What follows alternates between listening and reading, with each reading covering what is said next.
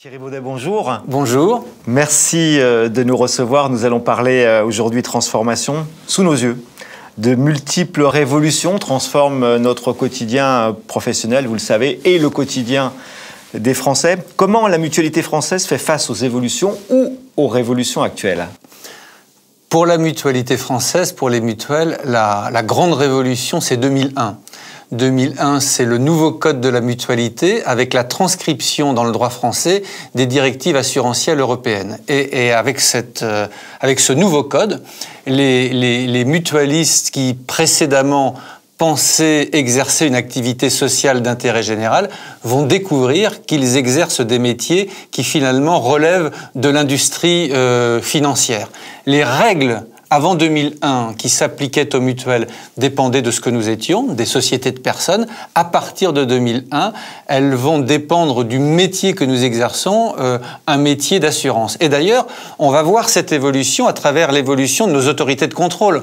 On avait la CCMIP, Commission de contrôle des mutuelles et institutions de prévoyance, puis la CAM, l'autorité de contrôle des assurances et des mutuelles, dorénavant la CPR, qui contrôle indistinctement les banques et les assurances. On voit qu'on a changé d'univers, on est entré dans une sphère totalement financière.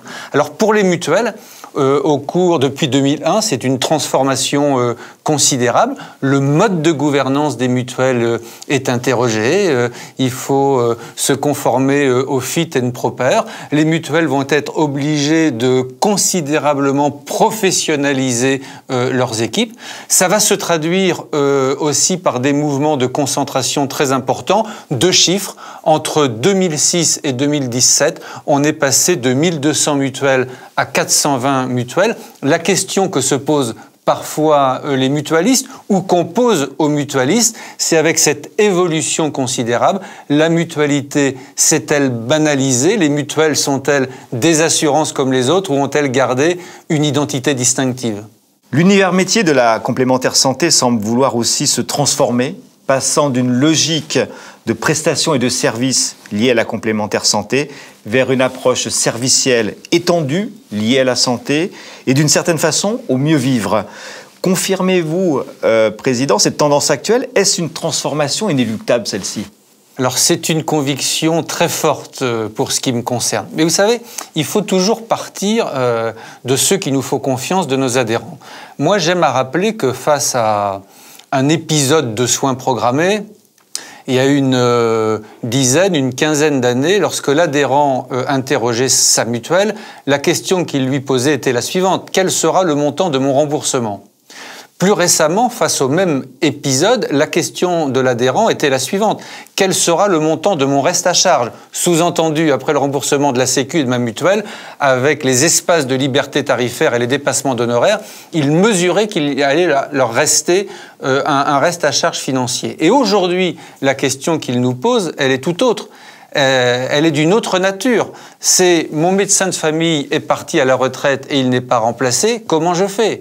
Deuxième type de question, c'est: j'ai un problème de vue, on me dit que je ne pourrai pas accéder à un ophtalmo avant 3 ou 6 mois. Mais mon problème de vue, c'est pas dans 3 ou 6 mois, c'est aujourd'hui. Troisième exemple, je suis actif, j'ai un parent qui devient dépendant, et la question, dans ma conciliation vie personnelle, vie professionnelle, comment je m'organise pour assurer la prise en charge de mon parent dépendant. Et ce que je veux dire derrière ces exemples-là, c'est que la question qui nous est posée, nous assureurs santé, elle ne vise plus simplement à acheminer un virement bancaire sur le compte de notre adhérent et en lui disant: maintenant on a fait notre boulot, tu as tes euros, débrouille-toi. Je suis convaincu que c'est pas ça aujourd'hui qu'attendent les adhérents. Les adhérents, ils attendent, face à un événement de vie, ils attendent des réponses complètes, des réponses concrètes. Ils attendent que nous soyons véritablement des apporteurs de solutions. Et je pense effectivement que la chaîne de valeur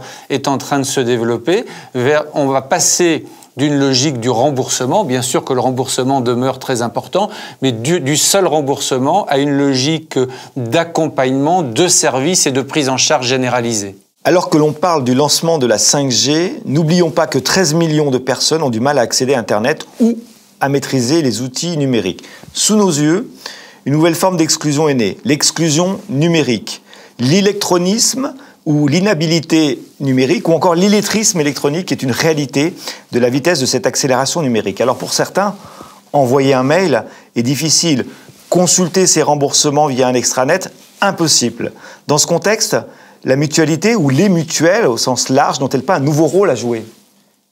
Alors c'est un sujet qui nous concerne très directement parce que si nous avons l'ambition et la volonté de nous adresser à l'ensemble des Français, ce que nous faisons, force est de reconnaître que pour la protection de leur santé, les plus fragiles de nos concitoyens font appel aux mutuelles.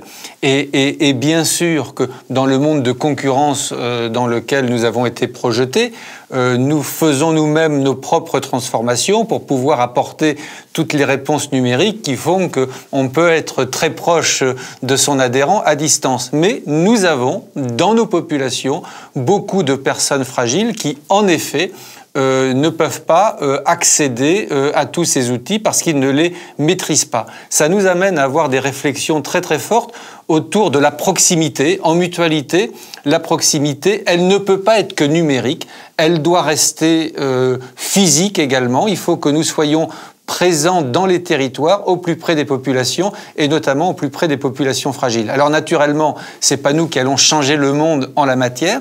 Pour autant, les mutuelles essaient de jouer leur partition. Moi, j'aime à souligner que de très nombreuses mutuelles organisent dans les territoires, au plus près de leurs adhérents, des ateliers, des formations pour sensibiliser un certain nombre d'adhérents, des adhérents en situation de fragilité, d'exclusion numérique, comme vous dites, pour les sensibiliser à ces nouveaux outils, à les accompagner. Il y a d'autres mutuelles également qui ont décidé, c'est une manière pour elles, j'allais dire, d'agir positivement pour l'ensemble de la société, qui ont développé, avec l'éducation nationale, en milieu scolaire, des dispositifs de cette nature.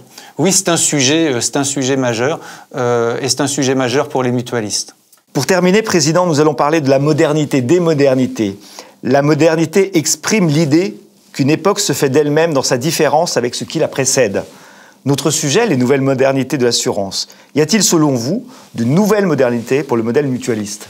Moi, je crois que la modernité mutualiste, c'est aussi pour le plaisir de la formule, la modernité mutualiste, c'est rester fidèle à ce que nous sommes. Vous savez, on est aujourd'hui dans une époque où on aime opposer par facilité le nouveau monde et l'ancien monde.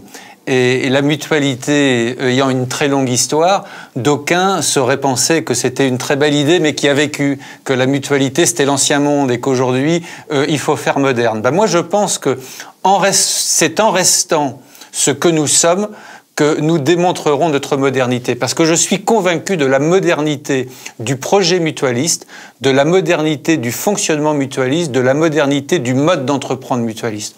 On est dans une société qui est en quête de sens.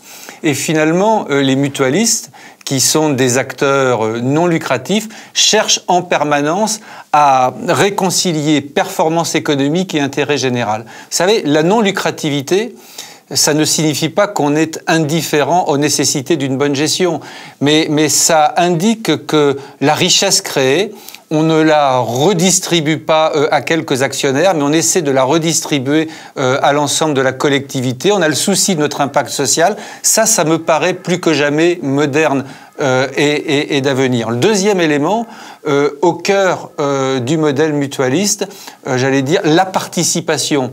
La démocratie, un homme, une voix. Alors c'est pas facile, c'est toujours à réinventer, et je dis pas que nous sommes exemplaires, nous devons, mais ce que je veux dire, c'est que si nous savons retrouver des formes nouvelles qui vont permettre de faire vivre concrètement ce un homme, une voix, alors plus que jamais le modèle mutualiste sera un modèle d'avenir, parce que ça correspond aux aspirations profondes de notre société.